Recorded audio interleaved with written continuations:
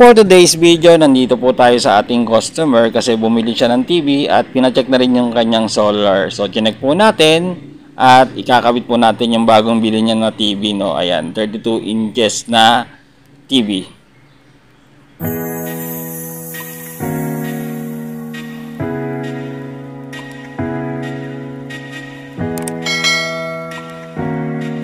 Ayan po, so na-unbox na po natin yung kanyang TV at na-set up na rin po natin, no? At i-power on po natin. Ayan, working na po yung kanyang TV. 32 inches po siya, so power po to ng solar yung source of electricity. Ayan, working na po yung kanyang TV na i-set up po natin. So Android TV po yung kanyang binili. Ayan, ito po yung kanyang source of electricity, yung kanyang solar off-grid. Ayan, at napapanood ko na rin po yung aking mga vlog. Siyempre, sa YouTube channel natin, Sunny Solar TV.